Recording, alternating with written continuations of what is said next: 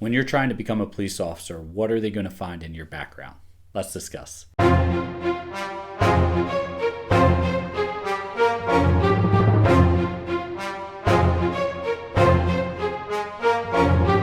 Hey, before we get started, I have two gifts in the description for you. One is the Getting Started workshop. It's going to walk you through every phase of the hiring process. Plus, there's some hidden bonuses in there. Next is a coaching call with any member of my staff or myself, if you would like, where we can go over your specific hiring process, any questions you may have, anything in your background you might want to discuss, and then make sure you have the best chances of getting hired and starting your dream career in law enforcement. Now, backgrounds. Oh boy, backgrounds. So backgrounds are a trial for any candidate. And it's not just because people have rough backgrounds. No, a lot of candidates don't understand the true rigors of filling out a PHS, a personal history statement, or a PHQ, personal history questionnaire, or police history questionnaire. Whatever terminology they want to call it is your background packet. You know, our sample one that we provide for our coaching members is roughly 60 pages long. It's a lot. We try to make it as robust as possible. And the best thing I can ever hear from them saying is, hey, Armageddon's sample one was way harder than the department's one that we had to do. Great. That means you were over prepared. That's the way I want you to be. But there's a lot that goes into it that people don't even realize. A lot of people are saying, I'm not worried about my background. Well, that's great. And I want every candidate to be able to say that. But at the same point in time, if you've never done a personal history statement before, or if you're doing multiple departments, each one might be a little bit different. You have no idea what's in there to be concerned or not concerned about. Everyone says, I don't have really any substance use. I've never had any real criminal history. I've never had any major involvement with law enforcement, and it goes on. Well, what about your credit history? What about your employment history? What about your references? What about your associations? What about your social media?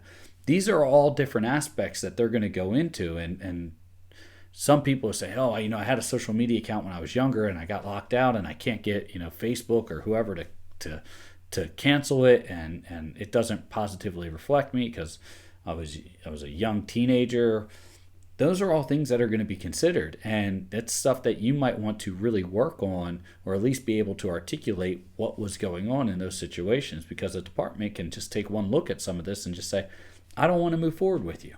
And that's it. It's as simple as that. Now, hopefully that's not the case. Usually if you present yourself well, especially you do well during your written, during your physical, during your board interview, you get to backgrounds, then you're doing really well. But some departments start off with a pre-background screening right when you get into your application. A lot of them will have the immediate disqualifiers, felonies, domestic violence situations, dishonorable discharges from the military, any major substance use. Some of them will dig even deeper. It could be a 1-page pre-background check in your application, or it could be a 10-page pre-background check. And that's the pre-background check, right? That's the pre-screening form that you have.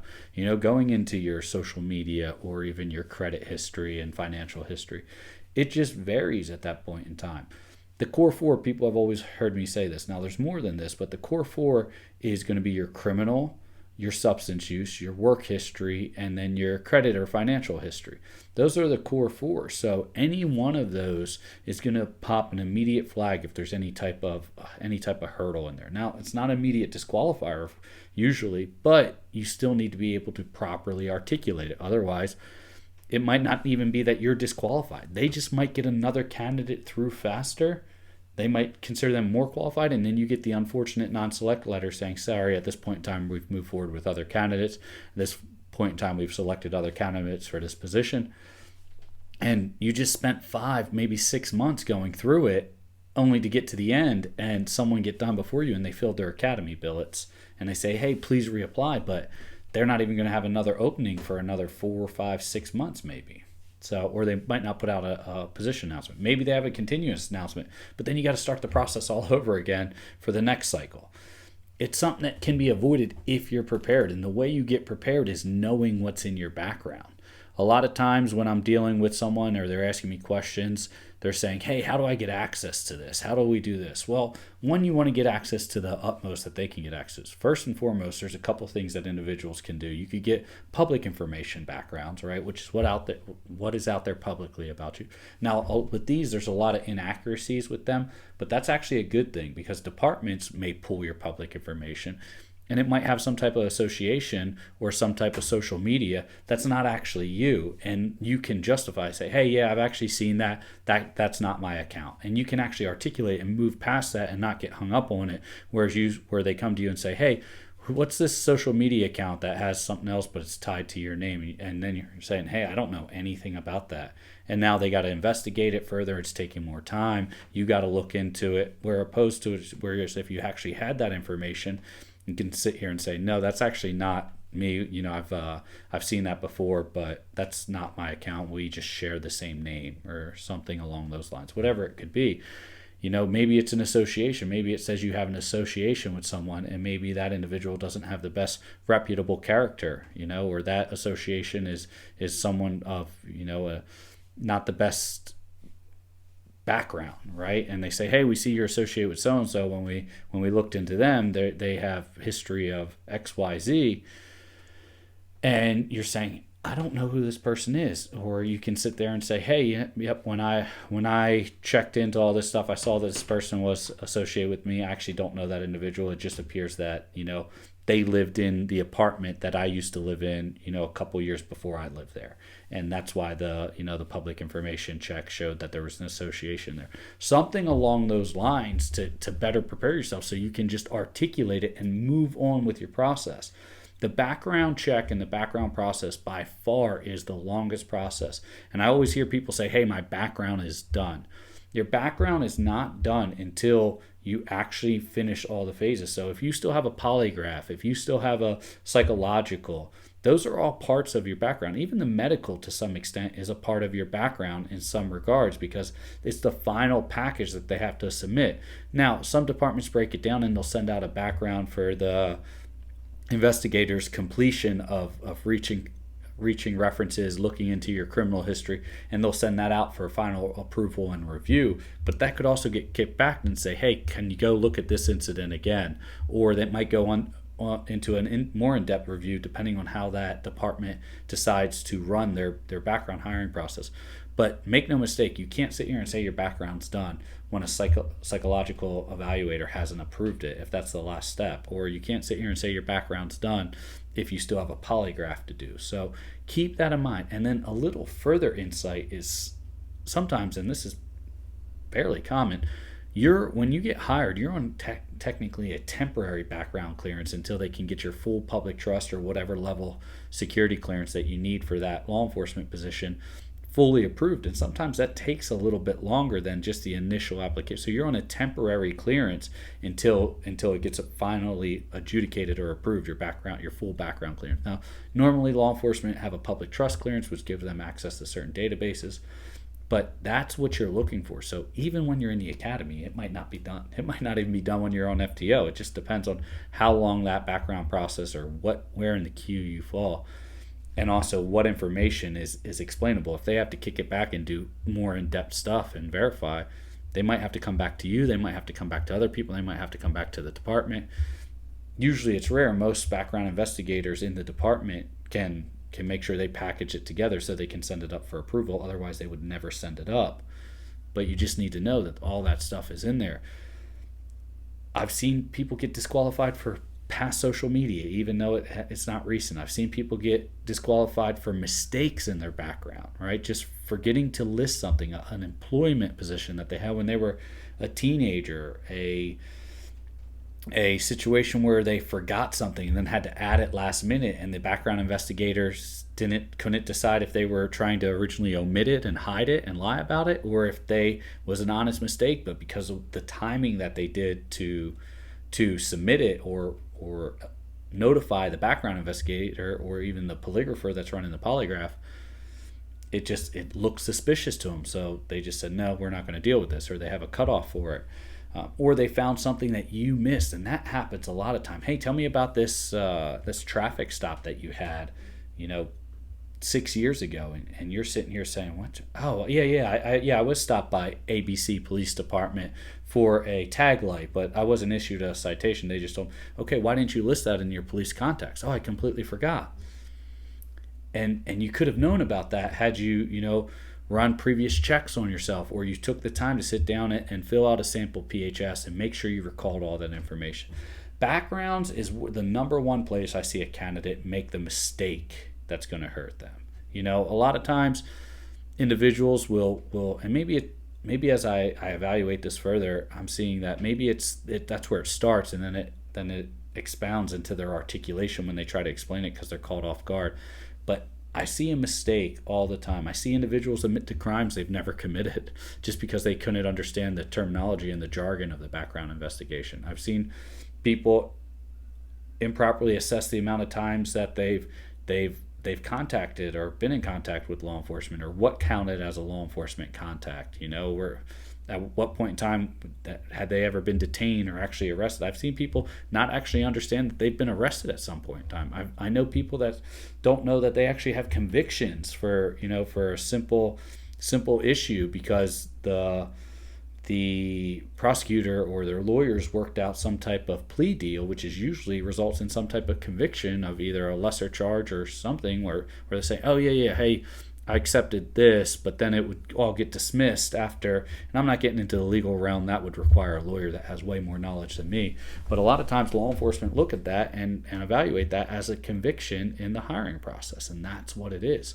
So not recalling this, or worse, not having the specific information to list it, can really beat you up. Now, a lot of background investigations only go back so long when it comes to criminal history, right? Maybe certain systems only carry it for 7 years, 7 to 10 years. Now, what does that mean now for you is you can have that immediate understanding and then recall the other stuff. Now, anything over that 7-10 year mark ago, that's what I always talk about when I say time and distance. Anything past that point, you have some good time and distance away from. I mean, anything within that last 10 years or last 7 years tends to not necessarily be a bigger hurdle, but could be a bigger hurdle.